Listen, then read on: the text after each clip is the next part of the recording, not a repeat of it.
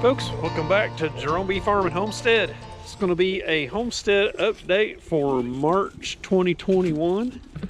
So we survived the polar vortex Arctic blast thing where we got down to what was it, minus 16 degrees, and it's below zero for 3 days. So here we are in March and got a few things starting to bloom. So the bees all survived. All hives survived the cold. I have one hive that looks like the queen is a drone layer, so she's failing. I'm going to check that today and see how she's doing. So this killing two birds with one stone here. Got Maggie and getting her out for a little walk. So you notice there on her leg there, it's all shaved. So we had to go in and have her second surgery on this other leg. Did the ACL surgery there. So yeah, let's see your leg. It's a big old scar right here. So they go in and they actually cut the bone and rotate it and repair the ACL. So we did her other one back, when was it? November.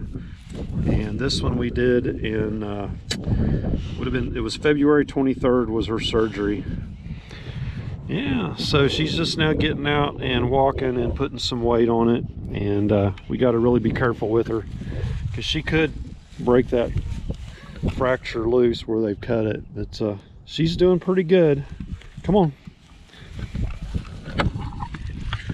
Still got this giant thing here, 2,000 gallon water tank. They're supposed to come install it this week, but the guys, there's two brothers, their water well rig engine locked up, so they were moving their water well rig onto a new truck. So and that's taking them all week, so they're supposed to be here next week to put this tank in. And they're going to put it right here. So that's my holding tank for my well, 2,000 gallon cistern. The power line is right here and it's marked, so we know where it's going to go. And the pressure tank and all that's going to go in here. And we've already got it all hooked up. So one thing I did do, I added right there a frost hydrant on this line that we put across here. So I got one more hydrant in the front. So let's go inside. Okay, been working on some bee stuff inside during the cold weather. I got 100 deep frames put together, so they're kind of strung all over out here. There's some, and I got some around in some boxes, but I need to get foundations in there and get them waxed. So I've been waxing a few. I've got my wax right here, so I heat that up and I roll it on with the paint roller. Now you can see some down there that I've done. But these boxes here all have deep frames in them. And these are some deep bodies I have still on moth crystals here and here. And I pulled the honey supers all out. Got them unwrapped and they are cleaned up, and I put some new frames in them and waxed them, the ones that the bees weren't messing with. So I got them fixed up and got them out here and airing them out, and got my fan here. I ran the fan on them for a day. This fan, cool story, this was my grandma's fan. She had it at her house, and she would always run this thing, and it's a General Electric. And when I was a little kid, she had this fan, and it's a 2-speed fan. It's got metal blades, and she had it in her living room, and that's how we would keep cool. And so that fan has got to be, I bet it's over 50 years old, but it's still going strong. That little rubber thing fell off. I need to keep an eye out for that. So anyway, that's what we got going on here in the barn.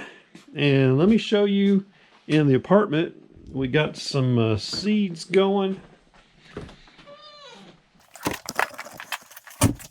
So we've been got our seed starter mix here and some perlite, and we've got these little seed starting trays we've been using, and we got our seeds all out here. So we got mostly the ones that we need to get going. They're in there germinating, so got things laid out here. So we're going to plant these cucumbers, squash. We'll plant that directly into the soil.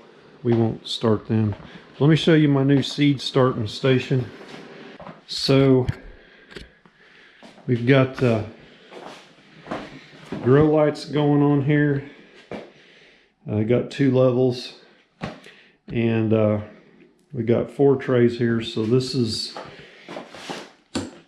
asparagus here. Trying to get some asparagus going. Last year I planted some straight into the dirt, and there's actually 2 spears survived. This is celebrity tomatoes, and my wife's planted some begonias there. She just did those, so they're not coming up yet. And in here we have big beef steak, tomatoes, and the last 3 down there are jalapenos. And down here I got some other tomato varieties, Gladiator hybrid and super beef steak. Those are just planted a couple days ago, so they won't be sprouting yet. And these are ornamental flowers my wife planted in there. Let's see what she's got here. Ageratum Aloha Blue, Chief Persimmon Celosia. Yeah. So we've got these heat mats, and I've got them set on 80 degrees. I don't know if that's too low, too high. I've done some reading and it says 70 to 85 degrees, so I set them on 80. So if y'all think they need to be higher, let me know. This is the first time I've ever done this with the heat mats and lights and all that. And these lights have full spectrum LED, and there's 4 bulbs.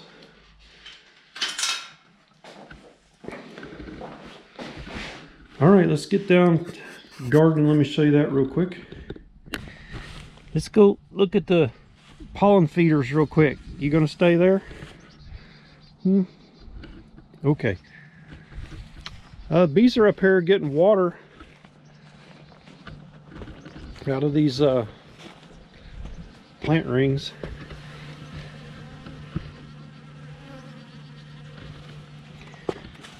So here's one of my pollen feeders, and they've slowed way down on these, but they're still using them. So that's just a drain pipe with a gutter end on it, and you keep it tilted down so when it rains, water can't travel up in there and get it wet.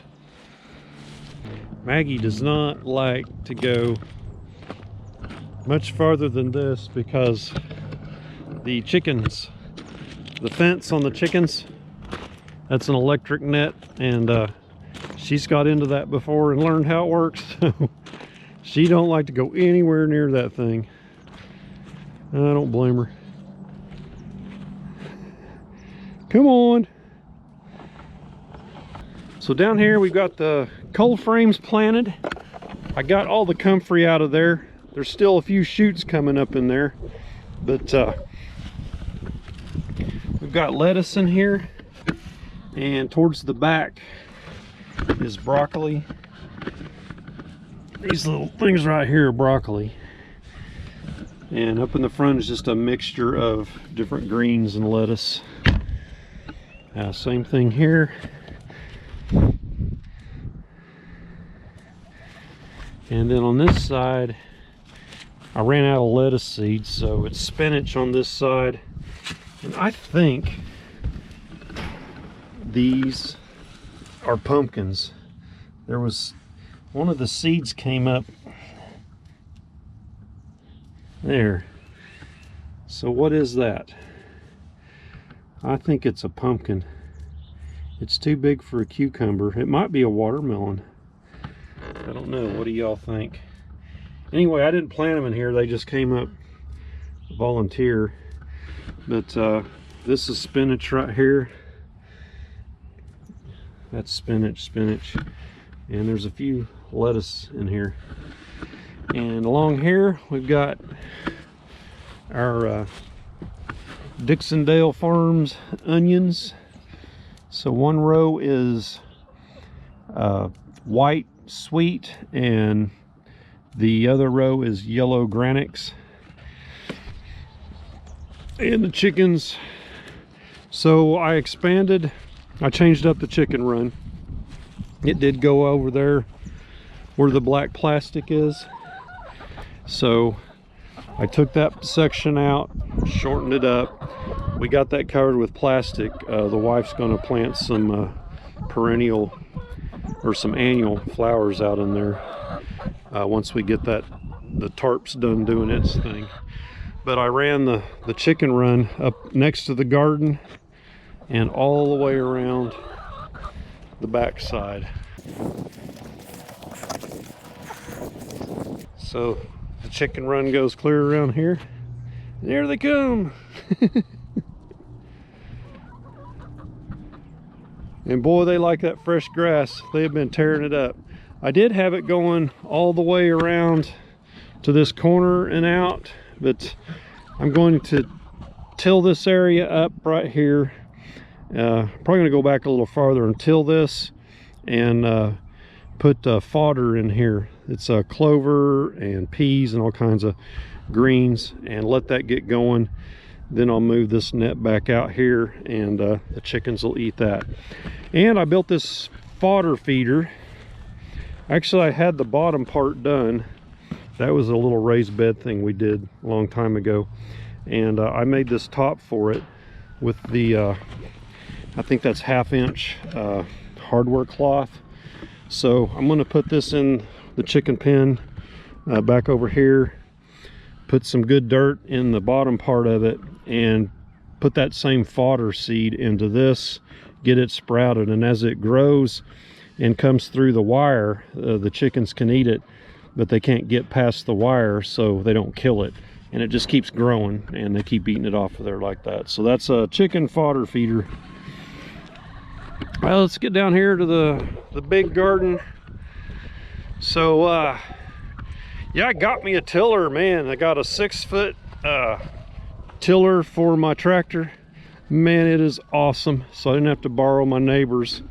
And this garden was like just from here over to about right there. And my wife says make it bigger, so I did that row. And then she came and looked at it and she goes, make it bigger. And so we did that row there. And I'm thinking, who's gonna keep the weeds out of this thing? Well, we're doing that anyway. But we've got, here's where the asparagus was planted last year. And there's 2 little asparagus shoots coming up. And I had some onions over winter and I put them down there on the end of that. So that's why that spot there's not tilled. And the rest of the onions are in this row right here, these 2 rows. So the left hand side is red onions, and this is more of the same white and yellows that I have across there. So the way I planted these, I made a little furrow down the middle of them, and that's filled up with triple 13 fertilizer, and that's supposed to really make them go good. And then later on in the year, you put just straight nitrogen on them, because the onions, they say on the Dixondale webpage, they like lots of nitrogen, and this is how they recommend to plant them. So looks like I need to get out here and water these. Okay, let's head over to the beehives. And we got the garden pretty well cleaned out. Need to run the little cultivator in there. There's still a few greens that survived the cold that are in there. We're letting those go. There's some cilantro, here's carrots, there's some choy, and this is mostly weeds, but there's a little bit of spinach in there, and we usually put flowers out here on the outside. How you doing? You doing all right? She's got a little bit of a limp. Here's where the water line comes from the well right down there, headed up to the water tank, and right here it patches into these hydrants. I've got 4 hydrants running along here. Whoa! There's one at the garden, one there, and there's one by the old barn, and one up here. So those are off of city water now. Okay, so fruit trees. If you remember, this tree was busted from the ice storm, so I had to cut the biggest part out of it right there. This is a peach, and it's starting to bud out a little bit. So I treated all the fruit trees with neem oil, except this one right here, because it's starting to bloom, and there's a few bees flying around it. They're native bees, they're not honey bees. But anyway, neem oil is poisonous to bees, so I didn't spray this one because it's bloomed, but the rest of them got sprayed. And the red buds are almost to bloom. You can see there. So when the red buds are blooming, that's when you should have your honey supers on your bees, because that is a sign the nectar flow has hit full force. So they are getting ready. This one here you can really see. This red bud right here is one of the prettiest. It's the most colorful, and I think it may be because it's in that chicken coop or chicken run, and it gets a lot of chicken manure on it.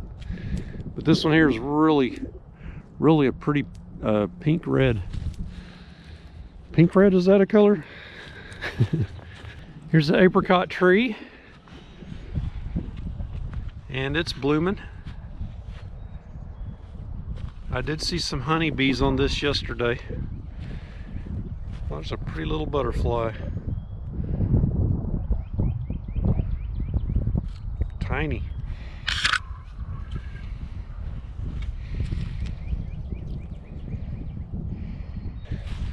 So like I said, all the hives are good.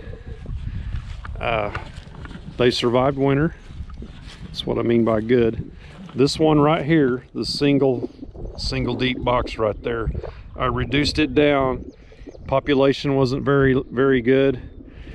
Found a queen in there, and she's laying, and there's brood, but the brood is protruded, and it's drone brood. So she is run the course of her life probably. So my next video, I'm going to be going in that hive right there and checking it out, and I'm probably going to combine it with number 2 over there, or the single deep that I overwintered, and I think that was number 13. I'll combine it with one of those and take that queen out of there. Still got the skunk fence going on the solar. I'll take this down probably in April. Last year I took it down about this time, and skunks got on my bees right after I took it down. So I'm going to wait a little while, let the skunks figure out another food source before I take that down. So I've been open feeding the bees sugar water and Pro Health.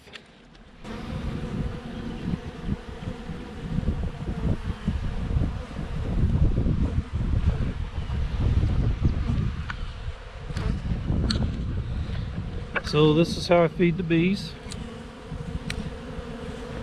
I just got an ice chest here, and I put some wood chips in there, and I just pour the sugar water mixture in there, and the wood chips float on top of it so the bees won't drown in that. I found this is a really good way to feed them. It has a lot of surface area. A lot of them can feed at once, and they can get a lot of volume out of here in a short amount of time. I've tried bucket feeders. I've tried variations of buckets, 5-gallon buckets upside down, 2-gallon buckets, jars. This works best. I think the reason it's good is all that surface area they have there. They'll have this cleaned out by the end of this evening.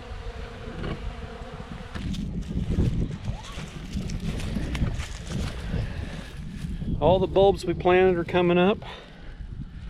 Daffodils, I think those are hyacinth.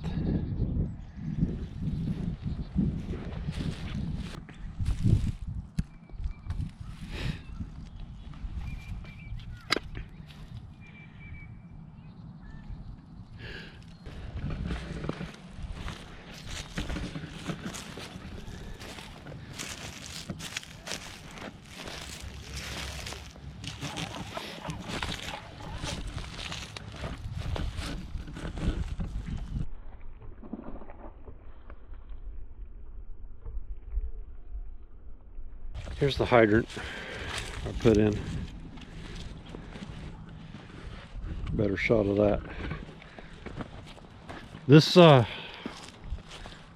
we planted some trees last fall. This willow tree, it did not survive that cold. Pretty sure this is dead.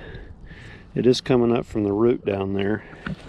So there's 2 of these, and they're in the same condition. Here's the other willow tree. Oh, it's got some shoots coming out right here. So it looks like all this part's dead, but it's good to right there. Well, that's good, that one survived. And we planted a bunch of Arizona cypress trees, 10 of them. And man, they were doing great. And then they got hit with this blast. And I don't know if they're gonna survive. But we got them on sale right before Christmas and got them all put in. Let's take a look at them. They're awful brown. This one though, up here looks okay. That part looks okay, but down here, see how brown that turned? But we put them in good soil. Yeah, these are falling off. I think that one will make it, but a lot of them are awful brown. I checked the moisture of the soil. The soil's okay. That one doesn't look too bad. I think they actually look a little better than they did. Crazy neighbors. That one, it might be okay. So we planted a lot of these little shrub plants. I don't remember the name. My wife, she's picked them out, but yeah, that's dead. But the pansies survive. They may come back from down lower. I don't know. It was just too darn cold. Here's a tag. Gardenias. So we had gardenias all along here. And there's a little bit of green left back there on that one. Boy, that hard freeze was too much.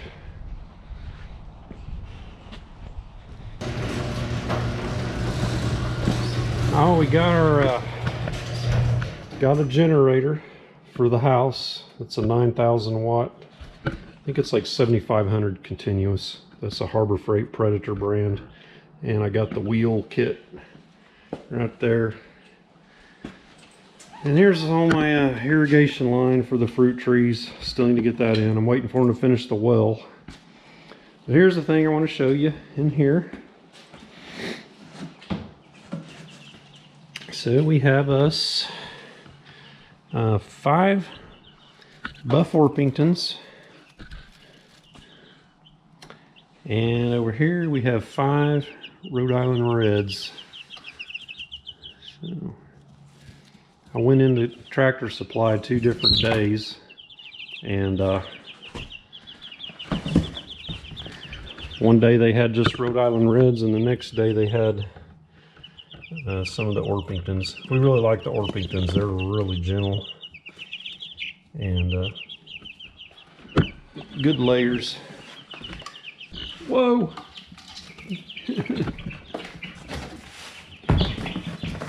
That's why you keep cardboard on top of them. So this one's got a ceramic heat bulb, and that one's got the infrared type. We got these little controllers here. Anyway, that's the end of the video. So me and Maggie will bid you farewell until next month. So hope you enjoyed the walk around tour. So we'll see you in April and see how it's going. We should be in the middle of the nectar flow. This weekend I'm going to put on the honey supers and get them on there. I expect we won't have near the harvest that we had last year, and that's because it was so cold. The bees consumed a lot of their overwinter stores and they had very little left over. That's why I'm open feeding them to get them going and get some more feed into their box. So they got to catch up and fill up that whole box with honey before they fill up the honey super. So we'll see how it goes. Anyway, that's what we're gonna do. Shush. What? She wants to go in. She's tired. That's a long walk for her. But hey, anyway, appreciate you sticking around for the video. Give me a thumbs up if you would, and subscribe to the channel, and we'll catch you on the next video. Y'all take care.